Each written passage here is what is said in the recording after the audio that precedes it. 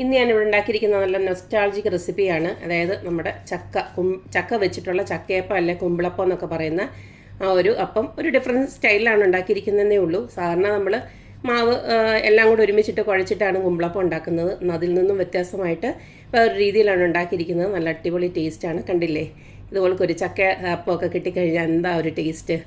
അപ്പം വർഷം മൊത്തവും ഈ പറഞ്ഞ പോലെ ചക്കയൊക്കെ കഴിക്കണമെങ്കിൽ അതിനുള്ള മാർഗ്ഗങ്ങളൊക്കെ ഞാൻ പറയുന്നുണ്ട്. അപ്പം നമുക്ക് ഈ ഒരു ചക്കയപ്പം അല്ലെങ്കിൽ കുമ്പിളപ്പം എങ്ങനെയാണ് ഉണ്ടാക്കുന്നതെന്ന് നോക്കിയിട്ട് വരാം. നമ്മുടെ നൊസ്റ്റാൾജിക് റെസിപ്പി ആയിട്ടുള്ള കുമ്പിളപ്പം ഉണ്ടാക്കാൻ അല്ലെങ്കിൽ ചക്കയപ്പം ഉണ്ടാക്കാനായിട്ട് ഡബിൾ ഹോഴ്സിൻ്റെ പച്ചവെള്ളത്തിൽ കുഴച്ചെടുക്കാവുന്ന ഇടിയപ്പപ്പൊടി ഉണ്ടല്ലോ, വറുത്ത ഇടിയപ്പപ്പൊടി, അതാണ് ഞാൻ എടുത്തിരിക്കുന്നത്. അത് ഭയങ്കര ഈസിയാണ്. നമ്മൾ ഇടിയപ്പം ഉണ്ടാക്കാനാണെങ്കിൽ ഇത് ഭയങ്കര ഈസിയാണ്. പച്ചവെള്ളത്തിലും കുഴച്ചെടുത്തേച്ചാൽ മതി. അപ്പോൾ ആ ഒരു പൊടിയാണ് ഞാൻ എടുത്തിരിക്കുന്നത്. ഇതിലേക്ക് നമുക്ക് ആവശ്യത്തിനുള്ള ഉപ്പൊന്ന് ഇട്ട് കൊടുക്കാം. ഞാനിപ്പോൾ ഒരു 1/2 ടീസ്പൂൺ ഉപ്പിട്ട് കൊടുത്തിട്ടുണ്ട്. ഇനി ഇതിലേക്ക് ഞാൻ കുറച്ച് നമ്മുടെ ചെറിയ ജീരകം ഉണ്ടല്ലോ, അത് ഇട്ട് കൊടുക്കുകയാണ്. ഓപ്ഷനിലാണ്. നിങ്ങൾക്ക് ഇതിൻ്റെ മണം ഇഷ്ടമാണെങ്കിൽ മാത്രം ഇട്ട് കൊടുക്കുക. ഇത് നമുക്ക് പച്ചവെള്ളം ഒഴിച്ചിട്ട് തന്നെ ഇതൊന്ന് കുഴച്ച് മാറ്റി വെക്കാം.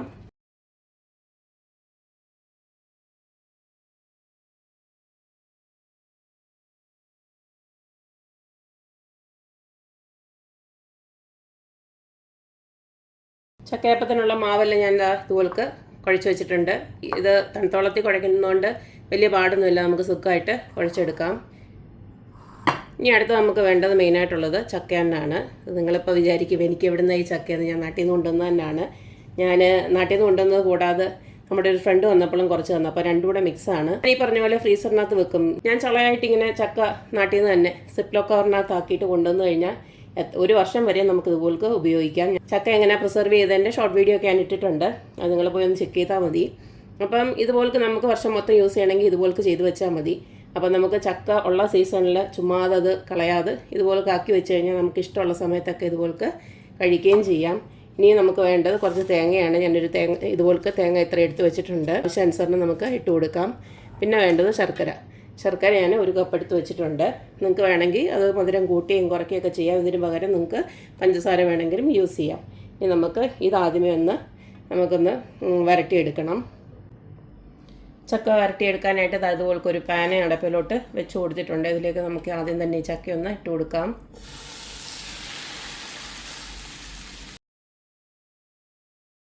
ചെറുതായിട്ടൊന്ന് വെന്ത് വരുന്നുണ്ടെങ്കിൽ നമുക്ക് ശർക്കരയും ബാക്കിയുള്ള സാധനങ്ങളൊക്കെ ഇട്ട് കൊടുക്കാം. ചക്ക ഇതുപോലക്ക് വെച്ചിട്ട് ഒരു 5 മിനിറ്റോളമായി. ഇനി നമുക്ക് ശർക്കര ഉണ്ടല്ലോ, ശർക്കരപ്പൊടി അങ്ങോട്ട് ഇട്ട് കൊടുക്കാം. അത് നല്ല ശർക്കരപ്പൊടിയാണ്, അതുകൊണ്ടാണ് ഞാനിങ്ങനെ ഇട്ട് കൊടുക്കുന്നത്. നിങ്ങൾക്ക് അഥവാ ശർക്കര പാനിയാണുള്ളെങ്കിൽ അത് പാനിയാക്കി അരിച്ചിട്ട് ഇതുപോലക്ക് ഒഴിച്ച് കൊടുത്തേച്ചാൽ മതി.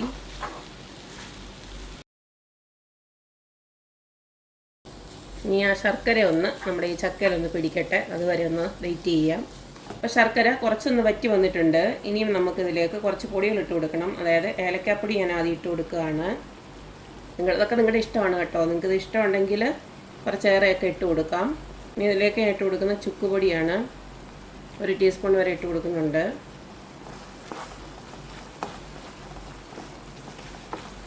അടുത്തതിലേക്ക് ഇട്ട് കൊടുക്കുന്നത് നമ്മുടെ ചെറിയ ജീരകത്തിൻ്റെ പൊടി ഉണ്ടല്ലോ, ക്യുമിൻ സീഡിൻ്റെ പൗഡർ, അത് ഒരു 1/4 ടീസ്പൂൺ ഇട്ട് കൊടുക്കുകയാണ്.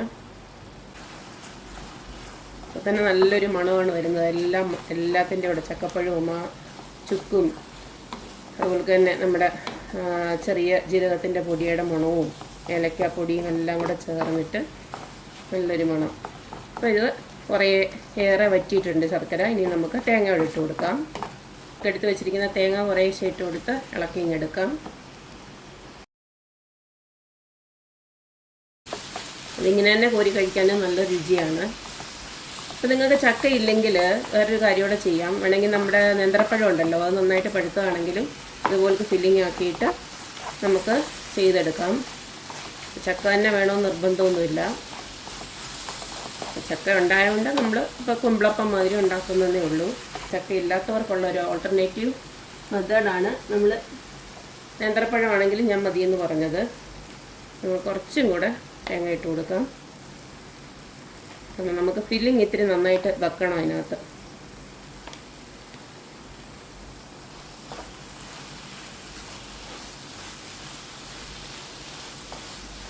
ഇനി ഒരു പരുവാകുമ്പോൾ നമുക്ക് സ്റ്റൗ ഓഫ് ചെയ്യാം. ഇത് ചെറുതായിട്ടൊന്ന് തണുത്തോട്ടെ. അപ്പോഴത്തേക്ക് നമുക്ക് വേറെ ഇത്തിരി ഒരു പരിപാടിയുണ്ട്. ചക്കയപ്പത്തിനുള്ള ബാക്കി സാമഗ്രികളൊക്കെ റെഡി ആയിട്ടുണ്ട്. പിന്നെ വേണ്ട മെയിൻ സാധനമാണ് നമ്മുടെ വഴണയില. ഇത് ഞാൻ നാട്ടിൽ നിന്ന് കൊണ്ടുവന്ന കേട്ടോ. നാട്ടിൽ നിന്ന് കൊണ്ടുവന്നിട്ടും കണ്ടില്ലേ ഫ്രഷ് ആയിട്ടിരിക്കുന്നത്. എൻ്റെ പരിപാടിയെല്ലാം ഇതുപോലെ സിപ്ലോ കവറിനകത്താക്കി ഫ്രിഡ്ജിനകത്ത് തന്നെ വെക്കുക. ഇതാണ് പരിപാടി.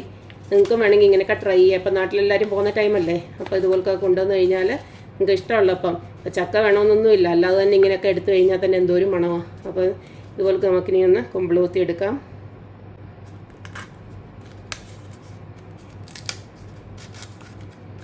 ഇങ്ങനെ ഓരോന്നും നമുക്ക് കുമ്പിളൂത്തി എടുക്കാം. അത് കഴിഞ്ഞിട്ട് നമുക്ക് ഫില്ലിംഗ് ഒക്കെ ചെയ്ത് റെഡിയാക്കാം.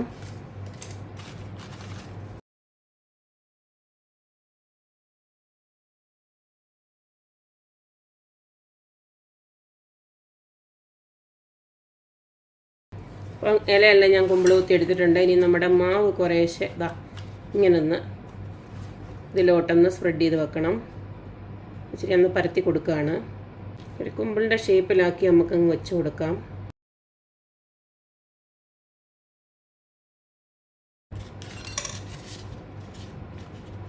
പിന്നെ ബാക്കിയുള്ളത് നമുക്ക് ഇതുപോലെ ഈ ഫില്ലിംഗ് ഉണ്ടല്ലോ, ഇതിനകത്തോട്ടാണ് ഞാൻ വെച്ച് കൊടുക്കാൻ പോകുന്നത്. നമ്മൾ സാധാരണ ഉണ്ടാക്കുന്നതിൽ ഇത്തിരി ഒന്ന് ഡിഫറെൻ്റ് ആയിട്ടാണ് ആക്കി എടുക്കുന്നത്. നമ്മൾ സാധാരണ ഇതെല്ലാം കൂട്ടി ഇളക്കിയല്ലേ വെക്കുന്നത്. ഇതിപ്പോൾ ഇങ്ങനെ വെക്കുന്നുണ്ടെങ്കിൽ ഒരു ടേസ്റ്റ് ആയിരിക്കും. ഇതുപോലൊന്ന് കവർ ചെയ്തെടുത്തേച്ചാൽ മതി. കണ്ടില്ലേ, നമ്മുടെ ഫില്ലിങ് അകത്തുണ്ട്. നമ്മൾ കൊഴുക്കട്ടയൊക്കെ ഉണ്ടാക്കത്തില്ല, അതുപോലെ തന്നെ ഇങ്ങനെ കഴിക്കാനും നല്ല ടേസ്റ്റാണ്. അപ്പോൾ നമുക്ക് ഓരോന്നും ഇതുപോലൊക്കെ ആക്കിയെടുക്കാം. ഇതുപോലൊക്കെ ഇരിക്കും.